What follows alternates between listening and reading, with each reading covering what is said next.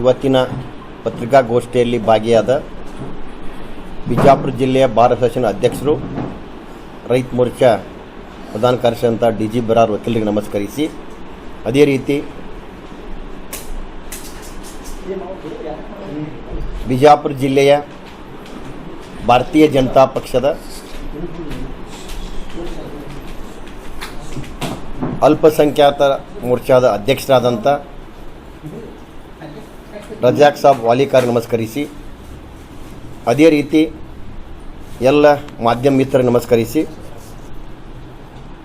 ಇವತ್ತು ಬಿಜಾಪುರದವನಾಗಿ M B Patil ಸಾಹೇಬರು ಕಾಂಗ್ರೆಸ್ ಸರ್ಕಾರದಲ್ಲಿ ಬೃಹತ್ ಕೈಗಾರಿಕಾ ಮಂತ್ರಿಯಾಗಿ ಮುಂದುವರೆದ ಕಾರಣಕ್ಕಾಗಿ ಅವರಿಗೆ ತಮ್ಮ ಮೂಲಕ ಅಭಿನಂದನೆಯನ್ನು ಸಲ್ಲಿಸುತ್ತೇನೆ. ಆದರೆ ನಮ್ಮ ಮಾಜಿ ಮುಖ್ಯಮಂತ್ರಿಗಳು ಸಿದ್ದರಾಮಯ್ಯನವರು ಜನತಾದಳವನ್ನು ಬಿಟ್ಟು ಕಾಂಗ್ರೆಸ್ ಪಕ್ಷದಲ್ಲಿ ಬಂದಾಗ ಈ ಕಾಂಗ್ರೆಸ್ ಸರ್ಕಾರ ನೆಲ ಕಚ್ಚಿತ್ತು. ಈ ಸಿದ್ದರಾಮಯ್ಯನವರು ಕಾಂಗ್ರೆಸ್ ಪಕ್ಷಕ್ಕೆ ಬರೋದ್ರಿಂದ ಕಾಂಗ್ರೆಸ್ ಸರ್ಕಾರಕ್ಕೆ ಅಧಿಕಾರ ಸಿಕ್ತು. ಆದರೆ ಇವತ್ತು ಆ ಸಿದ್ದರಾಮಯ್ಯನವರಿಗೆ ಸರಿಯಾಗಿ ಆಡಳಿತವನ್ನು ಮಾಡಲಿಕ್ಕೆ ಕಾಂಗ್ರೆಸ್ ಸರ್ಕಾರ ಅನುಕೂಲ ಮಾಡಿಕೊಡಲಿಲ್ಲ. ಸಾಕಷ್ಟು ಹಿಂಸೆಯನ್ನು ಕೊಟ್ಟರು. ಅವರ ಹಿರಿತನಕ್ಕೂ ಕೂಡ ಗೌರವವನ್ನು ಕೊಡದೆ ಅವರನ್ನು ಮುಖ್ಯಮಂತ್ರಿಯಿಂದ ಕೆಳಗಿಳಿಸಿದ್ದ ನೋವನ್ನು ಕೂಡ ಇವತ್ತು ನಾವು ವ್ಯಕ್ತಪಡಿಸ್ತೀನಿ. ಇವತ್ತು ಮಾನ್ಯ ಸಿದ್ದರಾಮಯ್ಯನವರು ಅಹಿಂದ ಸಂಘಟನೆ ಮೂಲಕ ಕಾಂಗ್ರೆಸ್ ಸರ್ಕಾರಕ್ಕೆ ಶಕ್ತಿಯನ್ನು ತುಂಬಿದರು. ಆದರೆ ಬರೀ ಸಿದ್ದರಾಮಯ್ಯನಿಗೆ ಅಷ್ಟೇ ಅಲ್ಲ, ಇಡೀ ರಾಜ್ಯದ ಅಹಿಂದ ವರ್ಗ ಕೂಡ ಇವತ್ತು ಕಾಂಗ್ರೆಸ್ ಸರ್ಕಾರ ಅನ್ಯಾಯ ಮಾಡಿದೆ ಅಂತ ಹೇಳಿದ್ರು ತಪ್ಪಾಗಲಿಕ್ಕಿಲ್ಲ. ಇವತ್ತು ನಾನು ಪತ್ರಿಕಾಗೋಷ್ಠಿಯನ್ನು ಕರೆದ ಮುಖ್ಯ ಉದ್ದೇಶ, ಎಂ ಬಿ ಪಾಟೀಲ್ ಸಾಹೇಬರು ನಮ್ಮ ದೇಶದ ಹೆಮ್ಮೆಯ ಪ್ರಧಾನಮಂತ್ರಿ ನರೇಂದ್ರ ಮೋದಿಯವರ ಆಡಳಿತದಲ್ಲಿ ಬೆಲೆ ಏರಿಕೆ ಬಗ್ಗೆ ಪತ್ರಿಕಾಗೋಷ್ಠಿಯಲ್ಲಿ ಹೇಳಿಕೊಂಡಿದ್ದಾರೆ. ಆದರೆ ನಾನು ಎಂ ಬಿ ಪಾಟೀಲ್ ಸಾಹೇಬರಿಗೆ ಹೇಳ್ತಾ ಇದ್ದೀನಿ, ಇವತ್ತು ಕಾಂಗ್ರೆಸ್ ಸರ್ಕಾರದ ರಾಜ್ಯದ ಯಾವ ನಾಯಕನಿಗೂ ಮೋದಿಯವರ ಬೆಲೆ ಏರಿಕೆ ಬಗ್ಗೆ ಮಾತನಾಡಲಿಕ್ಕೆ ನೈತಿಕ ಹಕ್ಕನ್ನು ಕಳ್ಕೊಂಡಿದ್ದೀರಿ. ಯಾಕಂದ್ರೆ ನಿಮ್ಮ ಈ 3 ವರ್ಷದ ರಾಜ್ಯ ಸರ್ಕಾರದ ಒಂದು ಸಾಧನೆ ಏನಂತ ಕೇಳಿದ್ರೆ, ನಿಮ್ಮ ಸಾಧನೆ 3 ವರ್ಷದಲ್ಲಿ ಬೆಲೆ ಏರಿಕೆ ಮಾತ್ರ ಅದ. ಇಂಥವರು ನೀವು ಬೆಲೆ ಏರಿಕೆ ಬಗ್ಗೆ ಮಾತನಾಡಲಿಕ್ಕೆ ನೈತಿಕ ಹಕ್ಕಿಲ್ಲ. ಆದರೂ ಕೂಡ ನಾನೊಬ್ಬ ಬಿಜಾಪುರ ಜಿಲ್ಲೆಯ ಭಾರತೀಯ ಜನತಾ ಪಕ್ಷ ಜಿಲ್ಲಾಧ್ಯಕ್ಷನಾಗಿ ನೀವು ಕೇಳಿದ ಪ್ರಶ್ನೆಗೆ ಉತ್ತರ ಕೊಡೋದು ನನ್ನ ಜವಾಬ್ದಾರಿ.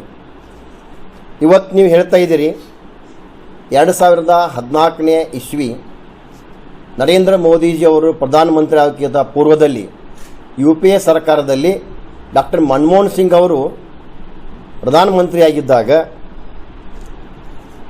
ಪೆಟ್ರೋಲ್ ಬೆಲೆ 65 ರೂಪಾಯಿ ಇತ್ತು, ಡೀಸೆಲ್ ಬೆಲೆ 50 ರೂಪಾಯಿ ಇತ್ತು, ಗ್ಯಾಸ್ ಸಿಲಿಂಡರ್ 415 ರೂಪಾಯಿ ಸಿಗ್ತಿತ್ತು, ಬಂಗಾರದ ಬೆಲೆ 3,500 ಇತ್ತು ಅಂತ ಹೇಳ್ತೀರಿ. ಆದರೆ ಎಂ ಬಿ ಪಾಟೀಲ್ ಸಾಹೇಬರಿಗೆ ನಾ ಹೇಳ್ತೀನಿ, ನೀವು 2014 ಇಸ್ವಿ ಎಷ್ಟಾಗಿ ತೊಗೋತೀರಿ? ಇದು ಹೆಂಗಾಕೈತೆ ಅಂದ್ರೆ, ನಾವು ಸಣ್ಣವರಿದ್ದಾಗ ನಮ್ಮ ಅಜ್ಜ ಮತ್ತು ಅಜ್ಜಿ ಹೇಳ್ತಿದ್ರು, ನಮ್ಮ ಕಾಲದಲ್ಲಿ ಇಷ್ಟು ರೊಕ್ಕ ಕೊಟ್ಟರೆ ಕಿಲೋ ಬಂಗಾರ ಬರ್ತಿತ್ತು ಅಂತಕ್ಕಂಥದ್ದು. ಬೆಲೆ ಏರಿಕೆ ಅಂತಕ್ಕಂಥದ್ದು ಅದು ನಡೀತಕ್ಕಂಥ ಪ್ರಕ್ರಿಯೆ ಅದು. ಆದರೆ ಮೊದಲ ಹೊಲಗಳ ಬೆಲೆ 1,000 ರೂಪಾಯಿ ಎಕರೆ ಇತ್ತು, ಇವತ್ತು 30 ಲಕ್ಷ ಎಕರೆ ಆಗಿದೆ. ಆದರೆ ನಾನು ಒಂದು ಕ್ಲಿಯರ್ ಮಾಡ್ತೀನಿ ಎಂ ಬಿ ಪಾಟೀಲ್ರಿಗೆ, ಯಾವಾಗ ಕಾಂಗ್ರೆಸ್ ಸರ್ಕಾರದ ಅವಾಗಿನ ಬೆಲೆ ಏರಿಕೆಗೆ ಕಂಪೇರ್ ಮಾಡಿದರೆ ಭಾರತೀಯ ಜನತಾ ಪಕ್ಷದ ಬೆಲೆ ಏರಿಕೆ ಭಾಳಷ್ಟು ಕಡಿಮೆ.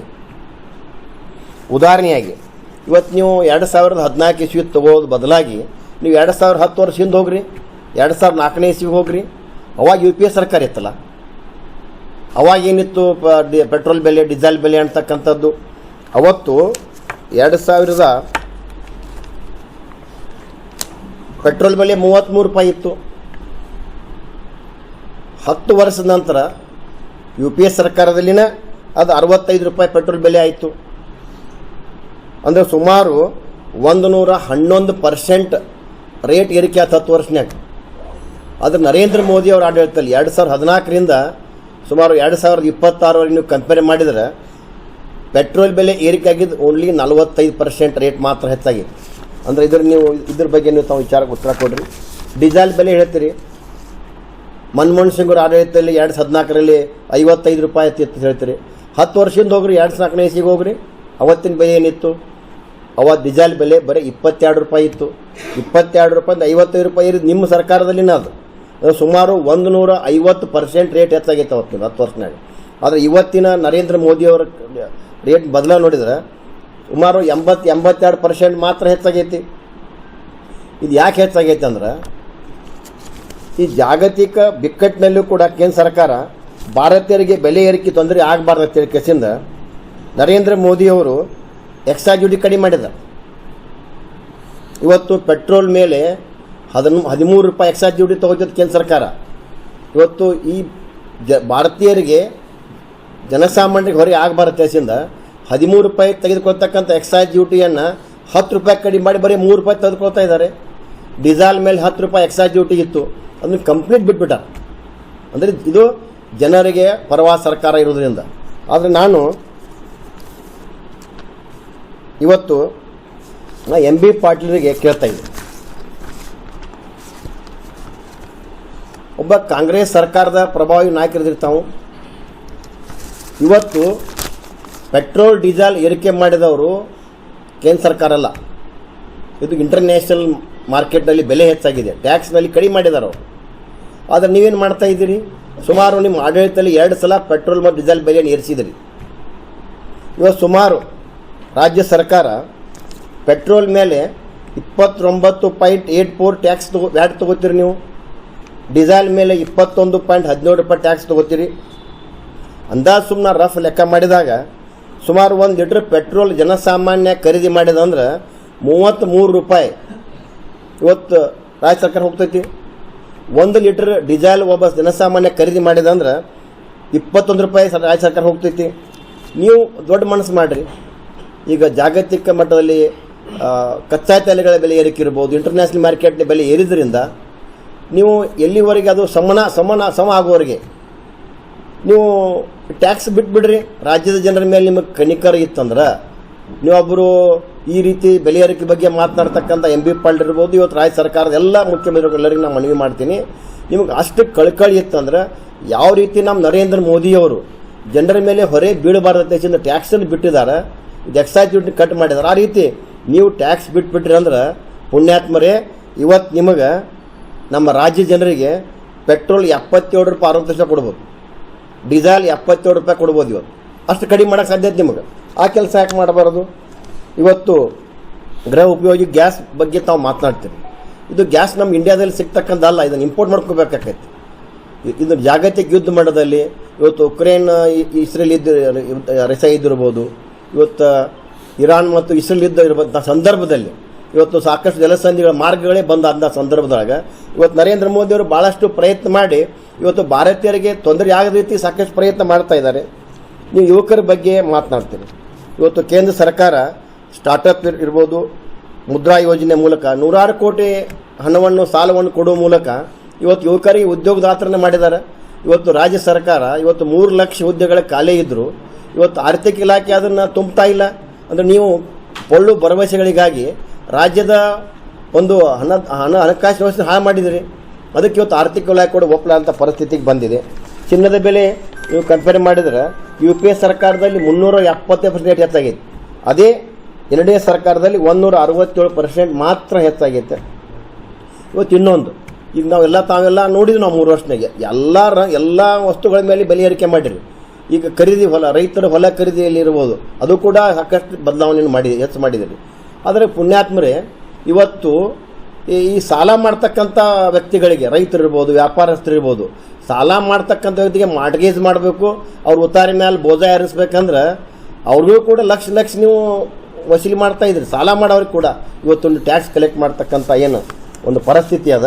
ಅದಕ್ಕೆ ಇವತ್ತು ನಾನು ಹೇಳೋದಿಷ್ಟೇ, ನಿಮಗೆ ಯಾವ ನೈತಿಕತೆ ಉಳಿದಿಲ್ಲ.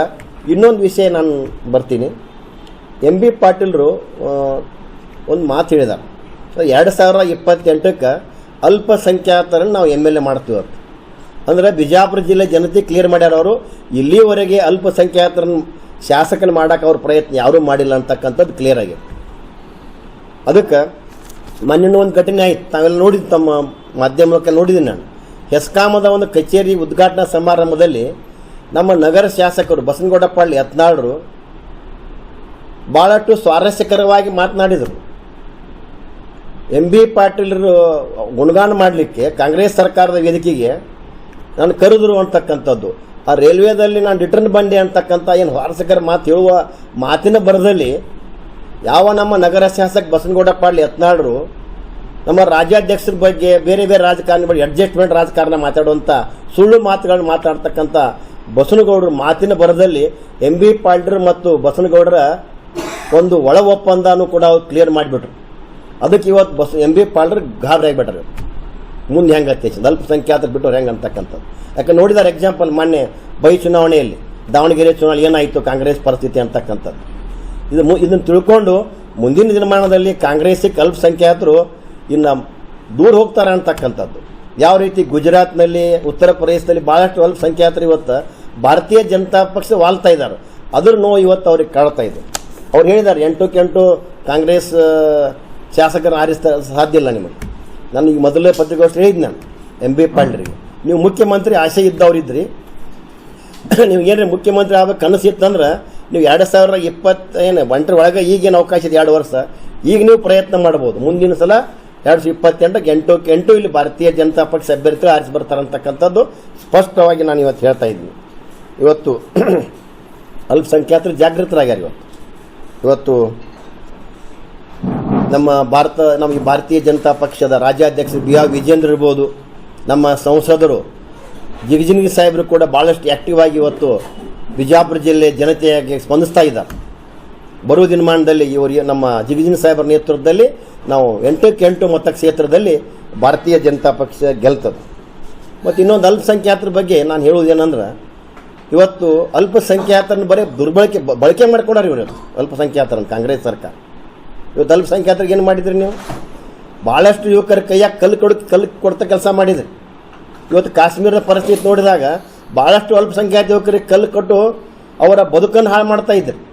ಇವತ್ತು ಯಾವಾಗ ನಮ್ಮ ನರೇಂದ್ರ ಮೋದಿಯವರು ಕಾಶ್ಮೀರವನ್ನು ನಮ್ಮ ಕ್ಲಿಯರ್ ಮಾಡಿದಾಗ ಇವತ್ತು ಆ ಮಕ್ಕಳ ಕೈಯಲ್ಲಿ ಪೆನ್ನು ಮತ್ತು ಪುಸ್ತಕ ಬರ್ತಾ ಇದೆ. ಇವತ್ತು ಆ ಮಕ್ಕಳ ತಂದೆ ತಾಯಿ ಇರ್ಬೋದು, ಅವ್ರ ಪೇರೆಂಟ್ಸ್ ಇರ್ಬೋದು, ಇವತ್ತು ಆನಂದ ಪಡ್ತಾ ಇದ್ದಾರೆ ಮಕ್ಕಳ ಒಂದು ಬದಲಾವಣೆಯನ್ನು ಕಂಡು. ಇನ್ನೂ ಸ್ವಲ್ಪ ಇದೆ ಬದಲಾವಣೆ, ಸ್ವಲ್ಪ ದಿವಸದಲ್ಲಿ ಆಗ್ತೈತೆ ಅಂತಕ್ಕಂಥದ್ದು. ಅದಕ್ಕೆ ಕೊನೆಯದಾಗಿ ನಾನು ಇನ್ನೊಂದು ಬಿಜಾಪುರ ಜಿಲ್ಲೆಯ ರಾಜಕೀಯ ಬಗ್ಗೆ ಸ್ವಲ್ಪ ನಾನು ಮಾತನಾಡೋಕ್ಕೆ ಇಚ್ಛೆ ಪಡ್ತೀನಿ. ಇವತ್ತು ನಾವೆಲ್ಲ ನೋಡ್ತಾ ಇದ್ದೀವಿ ಬಿಜಾಪುರ ರಾಜಕೀಯ ಒಂದು ವ್ಯವಸ್ಥೆ, ಪತ್ರಿಕಾಗೋಷ್ಠಿ ಇರ್ಬೋದು, ವೈಯಕ್ತಿಕವಾಗಿ ಟಾರ್ಗೆಟ್ ಮಾಡ್ತಕ್ಕಂಥದ್ದು, ಕೆಟ್ಟ ಪದಗಳನ್ನ ಬಳಕೆ ಮಾಡ್ತಕ್ಕಂಥದ್ದು, ಎಲ್ಲರಿಗೂ ಕೆಟ್ಟ ಪದಗಳನ್ನ ಬಳಕೆ ಮಾಡ್ತಕ್ಕಂಥದ್ದು ಕೂಡ ಭಾಳ ನೋವಿನ ಸಂಗತಿ ಅದ. ಯಾಕಂದರೆ ನಮ್ಮ ಬಿಜಾಪುರ ಜಿಲ್ಲೆಯಲ್ಲಿ ಸಿದ್ದೇಶ್ವರ ಮಹಾಸ್ವಾಮಿಗಳು ತಮ್ಮ ಜೀವನ ಉದ್ದಕ್ಕೂ ಬಿಜಾಪುರ ಜಿಲ್ಲೆಯ ಜನತೆಗೆ ಹೇಳಿಕೊಟ್ಟದ್ದು ಯಾವ ರೀತಿ ನಾವು ಬದುಕಬೇಕು, ನಮ್ಮ ಮಾತುಗಳು ಹೆಂಗಿರ್ಬೇಕಂತ ಹೇಳ್ಕೊಟ್ಟಾರ. ಅದಕ್ಕೆ ದಯಮಾಡಿ ವಿಜಯಪುರ ಜಿಲ್ಲೆ ಎಲ್ಲ ರಾಜಕೀಯ ಪಕ್ಷದ ನಾಯಕರಿಗೆ ಹೇಳ್ತಾ ಇದ್ದೇನೆ ನಾನು, ಇಲ್ಲಿ ಏನಾಗೈತೆ ಇಲ್ಲಿವರೆಗೆ ಆಗ್ಯದ, ಇದನ್ನು ಕೊನೆಗೊಳಿಸಲೇಬೇಕು. ಇಲ್ಲ ಅಂದ್ರೆ ನೀವು ನಿಮ್ಮ ವೈಯಕ್ತಿಕ ಮಾತಿನ ಚಾಳಿಗೋಸ್ಕರ ಬಿಜಾಪುರ ಜಿಲ್ಲೆಯ ಮಾನ ಮರ್ಯಾದೆ ಕಳೀತೀರಿ ಅಂತಕ್ಕಂಥ ಒಂದು ಎಚ್ಚರಿಕೆಯನ್ನು ನಾನು ಕೊಡೋಕೆ ಇಚ್ಛೆ ಪಡ್ತೀನಿ. ಇಷ್ಟು ವಿಚಾರವನ್ನು ನಾನು ಹೇಳಿ ನನ್ನ ಪತ್ರಿಕಾಗೋಷ್ಠಿಯನ್ನು ಮುಗಿಸ್ತಾ ಇದ್ದೀನಿ. ಸರ್, ಬೆಲೆ ಏರಿಕೆ ಕೇಂದ್ರ ಮಾಡೇ ಇಲ್ಲ. ಏನಾದರೂ ಜಾಗತಿಕ ಈ ಯುದ್ಧಗಳ ಪರಿಣಾಮವಾಗಿ ಕ್ರೂಡ್ ಆಯಿಲ್ ರೇಟ್ ಹೆಚ್ಚಾಗಿದ್ದರಿಂದ ಎಲ್ಲ ದೇಶಗಳಲ್ಲಿ ಕೂಡ ಬೆಲೆ ಏರಿಕೆ ಆಗಿದೆ. ಕ್ರೂಡ್ ಆಯಿಲ್ ಸರ್ ನೀವು ಕಂಪೇರ್ ಮಾಡಿದಾಗ ಕ್ರೂಡ್ ಆಯಿಲ್ ಕಡಿಮೆ ಹೆಚ್ಚು ಆಗ್ತಿರ್ತದೆ ಮಾರ್ಕೆಟ್ನ ಬೆಲೆಯಲ್ಲಿ. ಅದರ ಬೆಲೆ ಏರಿಕೆಯಲ್ಲಿ ನಮ್ಮ ಪರ್ಸೆಂಟೇಜ್ ಲೆಕ್ಕ ತೆಗೆದಾಗ ಭಾಳಷ್ಟು ಕಡಿಮೆ ಇದೆ ನಮ್ಮದು. ಈಗ ಹೇಳಿದ್ರಿ ಇದು ರಾಜಕಾರಣಿಗಳಿಗೆ ಮಾತನಾಡುವ ಮೀಡಿಯಾದಲ್ಲಿ ಅಪಾಯ ಶಬ್ದಗಳು ಯಾರು ಅನ್ನೋದು ಬಹಿರಂಗಪಡಿಸ್ತೀವಿ ಸರ್. ಒಂದೇ ಕೈ ಚಪ್ಪಾಳೆ ಆಗೋದಿಲ್ಲ. ನಾವು ಗಾಡಿಗೆ ಏನು ಬಾಲ್ ಚೆಂಡು ಹೋಗಿತ್ತೀವೋ ಚೆಂಡು ರಿವರ್ಸ್ ಬರಾಕತ್ತೇವೆ. ಎರಡೂ ಕಡೆ ಎಲ್ಲ ಕಡೆನೂ ನಡೆದಾವೆ, ಎಲ್ಲ ಕಡೆನೂ ಬಂದ್ ಆಗ್ಬೇಕದು. ಒಂದೇ ಕಡೆ ಏನೋ ಹೇಳಕ್ಕೆ ಇಚ್ಛೆ ಪಡೋದು, ಎಲ್ಲ ಕಡೆನೂ ಅದು ಬಂದ್ ಆಗ್ಬೇಕು ಮಾರ್ಗ. ನಮ್ಮ ಪತ್ರಿಕಾ ಮಾಧ್ಯಮದವ್ರಿಗೆ ಮನವಿ ಮಾಡ್ತಾನೆ, ಪತ್ರಿಕಾಗೋಷ್ಠಿ ಯಾವ ರೀತಿ ಇಂಡಿವಿಜುವಲ್ ಹೋದಾಗ ನೀವು ಕಟ್ ಮಾಡಿರಿ, ಅವ್ರಿಗೆ ವಾರ್ನಿಂಗ್ ಮಾಡಿರಿ. ನಿಮ್ಗೆ ಆ ವಿಷಯಗಳು ಹೊರಗೆ ಬರಲಾರ್ದಂಗೆ ಮುಂದೆ ಪತ್ರಿಕಾಗೋಷ್ಠಿನ ಹಿಂಗೆ ಕೆಟ್ಟ ಮಾತನ್ನು ಮಾತನಾಡಲಾರ್ದಂಥ ಭಾವನೆಗಳು ಅವರಿಗೂ ಕೂಡ ಬರಬೇಕಾಗಿದೆ. ಪ್ರೊಫೆಷನಲ್ ಆಗಿದ್ದವರು ಯಾರೂ ಅದನ್ನು ಹಾಕಿಲ್ಲ. ಬಟ್ ಏನಂತಂದರೆ ಮಾತಿನ ಬರೋದಲ್ಲಿ ನೀವು ಏನಾದರೂ ಹೇಳಿಬಿಟ್ರೆ ನಾವು ಅದು ಕೆಲವೊಂದು ಸಂದರ್ಭದಲ್ಲಿ ಲೈವ್ ಇರ್ತದೆ, ಏನೂ ಮಾಡೋಕ್ಕಾಗೋದಿಲ್ಲ. ಅದೇ ಪ್ರಜ್ಞಾವಂತಿಕೆ ಬೆಳೆಸ್ಕೋಬೇಕು. ಅದು ಮುಖ್ಯವಾಗಿದೆ ಸರ್. ತಮ್ಮದು ತಾವು ಪ್ರಯತ್ನ ನೀವು ಮಾಡ್ತಾ ಇದ್ದೀರಿ. ಅದನ್ನು ಕೂಡ ರಾಜಕೀಯ ವ್ಯಕ್ತಿಗಳು ಯಾರು ಈ ರೀತಿ ಬಿಜಾಪುರದ ಮಾನ ಮರ್ಯಾದೆ ಕಳೆಯಕತ್ತಾರಲ್ಲ, ಅವರು ಈ ಕೆಲಸ ಮಾಡಬೇಕಂತ ನನಗೆ ನೋಯಿಂದ ಹೇಳ್ತಾ ಇದ್ದೀನಿ. ನಾನು ಸಂಸ್ಕೃತಿ ಅಂತ ಹೇಳ್ತಾರೆ, ಸಂಸ್ಕೃತಿ ಎಲ್ಲಿದೆ? ಸಂಸ್ಕೃತಿ ಹೋಗೇ ಬಿಟ್ಟೈತೆ ಸರ್ ಇವತ್ತಿನ ವಾತಾವರಣದಲ್ಲಿ. ಇನ್ನೊಂದು ನಮ್ಮ ರಜಾಕ್ ಸಾಬ್ ವಾಲಿಕಾರ್ ಇವತ್ತು ನಮ್ಮ ಭಾರತೀಯ ಜನತಾ ಪಕ್ಷ ಅಲ್ಪಸಂಖ್ಯಾತ ಅಧ್ಯಕ್ಷ ಮಾಡಿದ್ದೀವಿ. ಭಾಳಷ್ಟು ಆ್ಯಕ್ಟಿವ್ ಪರ್ಸನ್ ಇದ್ದಾರೆ. ಅವ್ರಿಗೂ ಕೂಡ ಒಂದೆರಡು ಮಾತು ಅವರು ಹೇಳಿ. ಎಲ್ಲ ಮಾಧ್ಯಮ ಮಿತ್ರರಿಗೆ ನಮಸ್ಕರಿಸುತ್ತಾ, ನಮ್ಮ ಜಿಲ್ಲೆಯ ಅಧ್ಯಕ್ಷರಿಗೆ ನಮಸ್ಕರಿಸುತ್ತಾ, ಹಾಗೂ ನಮ್ಮ ವಕೀಲರಿಗೆ ನಮಸ್ಕರಿಸುತ್ತಾ, ಇವತ್ತಿನ ಈ ಪತ್ರಿಕಾಗೋಷ್ಠಿಯಲ್ಲಿ ನನಗೆ ಗುರುತಿಸಿ ಅಲ್ಪಸಂಖ್ಯಾತರ ಒಬ್ಬ ನನ್ನನ್ನು ಗುರುತಿಸಿ ನನ್ನ ಜಿಲ್ಲೆಯ ಎಲ್ಲ ನಾಯಕರು ಹಾಗೂ ರಾಜ್ಯದ ಎಲ್ಲ ನಾಯಕರು ನನ್ನನ್ನು ಗುರುತಿಸಿ ನನ್ನ ಜಿಲ್ಲೆಯ ಅಲ್ಪಸಂಖ್ಯಾತ ಅಧ್ಯಕ್ಷರನ್ನಾಗಿ ಮಾಡಿದ್ದಕ್ಕಾಗಿ ನಾ ಎಲ್ಲರಿಗೆ ತುಂಬ ಹೃದಯದಿಂದ ಅವರಿಗೆ ಧನ್ಯವಾದ ಸಲ್ಲಿಸುತ್ತೇನೆ.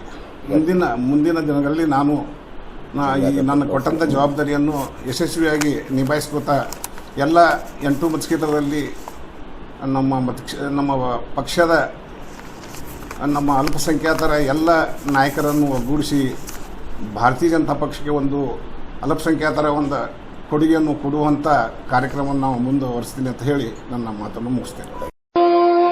ಸರ್ವಮಂಗಳ ಮಾಂಗಲ್ಯೆ ಶಿವೆ ಸರ್ವಾರ್ಥ ಸಾಧಿಕೆ ಶರಣ್ಯೆ ತ್ರಯಂಬಕೆ ದೇವಿ ನಾರಾಯಣಿ ನಮೋಸ್ತುತೆ. ಶ್ರೀ ಸಿಗಂದೂರು ಚೌಡೇಶ್ವರಿ ಜ್ಯೋತಿಷ್ಯರು ಪ್ರಖ್ಯಾತ ಮಾಂತ್ರಿಕರು, ನಂಬರ್ 1 ವಶೀಕರಣ ಸ್ಪೆಷಲಿಸ್ಟ್. ಸಿಗಂದೂರು ಚೌಡೇಶ್ವರಿ ತಾಯಿ ಪ್ರಮಾಣವಾಗಿ ಕೇರಳ ಕೊಳ್ಳೆಗಾಲ ಪೂಜಾ ಪದ್ಧತಿಯಿಂದ 100% ಗ್ಯಾರಂಟಿ ಪರಿಹಾರ. ಅನ್ನಪೂರ್ಣೇಶ್ವರಿ ದೇವಿ, ಶ್ರೀ ಮಾರಿಕಾಂಬಾ ದೇವಿ, ಶ್ರೀ ಶಾರದಾ ದೇವಿ, ಶ್ರೀ ಸಿಗಂದೂರು ಚೌಡೇಶ್ವರಿ ದೇವಿ ಹಾಗೂ ಶ್ರೀ ಮೂಕಾಂಬಿಕಾ ದೇವಿಯ ಪೂಜಾ ಶಕ್ತಿಯಿಂದ ನಿಮ್ಮ ಸರ್ವ ಸಮಸ್ಯೆಗಳಾದ ವಿದ್ಯೆ, ಉದ್ಯೋಗ, ವ್ಯಾಪಾರ, ಸಂತಾನ, ಸತಿಪತಿ ಕಲಹ, ದಾಂಪತ್ಯ, ಹಣಕಾಸು, ಪ್ರೇಮ ವಿಚಾರ, ಕೋರ್ಟ್ ಕೇಸ್, ಜಾಗ ಜಮೀನು ಇನ್ನಿತರ ಸಮಸ್ಯೆಗಳಿಗೆ ನೇರ ಪರಿಹಾರ ತಿಳಿಸುತ್ತಾರೆ. ವಿಶೇಷ ಸೂಚನೆ: ಸ್ತ್ರೀಯರಿಗೆ ವಿಶೇಷ ಪರಿಹಾರ. ನಿಮ್ಮ ಸಮಸ್ಯೆಗಳಾದ ಕೆಲಸದಲ್ಲಿ ತೊಂದರೆ, ವಿವಾಹ ವಿಳಂಬ, ಪ್ರೀತಿ ಪ್ರೇಮ ವಿಚಾರ, ಗಂಡ ಹೆಂಡತಿ ಗುಪ್ತ ಸಮಸ್ಯೆ, ಗಂಡ ಪರಸ್ತ್ರೀಯರನ್ನು ಬಿಡಿಸಲು, ಮಕ್ಕಳು ಮಾತು ಕೇಳಲು, ಶತ್ರುನಾಶ, ಮಾಟ ಮಂತ್ರ, ಪ್ರೀತಿಯಲ್ಲಿ ನಂಬಿ ಮೋಸ, ಇಷ್ಟಪಟ್ಟವರು ನಿಮ್ಮಂತೆ ಆಗಲು, ಸ್ತ್ರೀ ವಶೀಕರಣ, ಪುರುಷ ವಶೀಕರಣ, ಲಕ್ಷ್ಮೀ ವಶೀಕರಣ, ಲೈಂಗಿಕ ವಶೀಕರಣ. ಯಾವುದೇ ಹಳ್ಳಿ, ತಾಲೂಕು, ಜಿಲ್ಲೆ, ಸ್ಥಳದಿಂದ ಕರೆ ಮಾಡಿದರೆ ಫೋನಿನ ಮೂಲಕ ಪರಿಹಾರ. ಫೋನಿನ ಮೂಲಕ ನಿಮ್ಮೆಲ್ಲ ಸಮಸ್ಯೆಗಳಿಗೆ ಪರಿಹಾರ ನೀಡುತ್ತಾರೆ. ಪಂಡಿತ್ ರಾಘವೇಂದ್ರ ಜೋಶಿ. ಸಂಪರ್ಕಿಸಿ. Mobile number 9901238550.